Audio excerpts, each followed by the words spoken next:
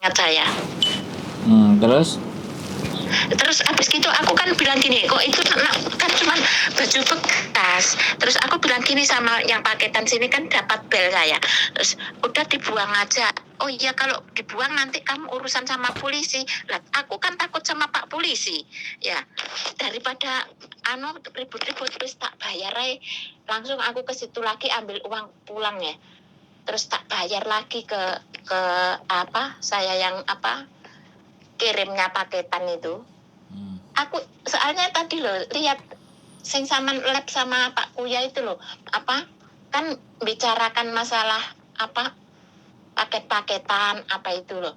Loh, kok katanya kan bilang gini, tadi ada yang bilang nih, enggak bayar di Indonesia tapi bayarnya di sini. Ya persis saya itu, bayarnya di sini. Iya.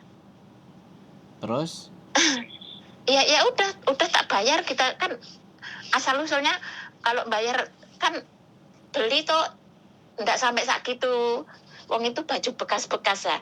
Cuman ada listipnya itu, listip itu dikasih temanku tapi listip itu sudah oke. Nah, daripada dibuang, mau tak paket aja. Katanya, oh ini ada listipnya banyak. Listipnya itu oke, udah daripada dibuang, kan aku paket nanti biar dikasih orang Indonesia. Gitu loh maksud saya. Kok suruh bayar? Terus aku bilang sama paketannya itu, bilang gini sama Aprek kan aku paketnya di Aprek. Udah Mbak, dibuang aja itu, cuman baju bekas kok, bayar udah paketnya sudah bayar mahal, terus sekarang ditarik lagi. Iya, ini soalnya kena biaya cukai, bilang gini orangnya marah-marah. Yang di sininya, daripada saya urusan polisi, tak bayar aja. Halo? Iya. Terus maksudnya ini gimana? Cerita ke saya maksudnya gimana? Ya maksud saya cerita ke sampean, memangnya ada barang yang diodol-odol itu, maksudnya gitu tok. Maksudnya gitu tok. Kalau misalnya memang saya sudah melakukan itu, pernah di odol-odol juga pernah bayar. Cuman gitu tok, aku curhat ke sampean itu, memang ada. Memang ada, saya pernah gitu loh. Ya aku nggak minta diusut-usut gitu, nggak. Memang ada gitu loh. Mbak Mes Yuni tadi kan bilang memang ada saya sendiri yang pernah digituin gitu loh. Iya. Berarti kesaksian, Ya, berarti benar. Iya. Iya, memang ada. Ndak bohongan memangnya. Kayak dodol-dodol saya juga ngalami itu. Pokoknya ndak bulan 10, bulan 7. Ingat saya itu. Iya. Suruh buang katanya urusan sama polisi. Ya bukan kok saya mau nuntut apa. Cuman mau tak kasih tahu kalau mau lab lagi. Memang ada. Memang betul-betul ada orang yang diodol-odol. Saya sendiri ngalami diodol-odol paketan itu. Biasanya nggak pernah loh. Terus kan saya sudah berapa kali ya paket gitu kok. Itu dodol-odol kok, ya udah lama diodol-odol. Terus dimintai bayar lagi di sini, katanya kena biaya cukai. Gombalan bekas loh, saya nggak pernah beli mahal-mahal yang baru-baru, nggak pernah. Dikasih tetangga gitu loh. Ya makasih ya, aku cuman mau bilang memang ada. Saya sendiri pernah gitu toh. Maaf malam-malam. Oke, ya.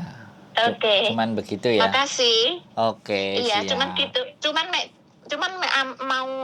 mau bilangi sampai memang ada orang yang dikena bayar lagi di sini ini, katanya kena biaya cukai, itu memang ada.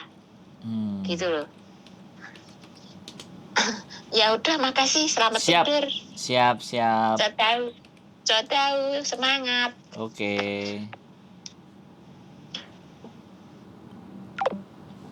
Oke teman-teman semuanya, jadi dia membenarkan mbaknya pernah melakukan, pernah kena kejadian yang seperti itu, ngirim paketan barang gombal-gombalan, semuanya barang bekas, tapi ternyata ngirim, setelah ngirim bayar, terus ditarik lagi bayar, dan karena takut dipolisikan makanya dibayar saja sama Mbak E. Jadi apa ya, kejadian-kejadian semacam ini tuh apa, saya juga nggak ngerti ya. Saya dulu paketan sebelum ini ya hitungannya ya hampir 7 bulan yang lalu atau 8 bulan yang lalu itu tidak ada masalah ya. Tapi hari ini juga dikasih kabar dengan paketan yang sama, itu ternyata dimintain duit lagi gitu. Belum nyampe di Indonesia tapi sudah dimintain duit lagi. Dan yang bikin kecewa lagi adalah paketannya, barangnya diambil semua. Bukan semua ya, ada beberapa bagian yang diambil. Saya nggak ngerti sekali lagi ya, ini apakah kesalahan dari paket atau memang sudah paketan kali ini sudah nggak kayak dulu lagi gitu.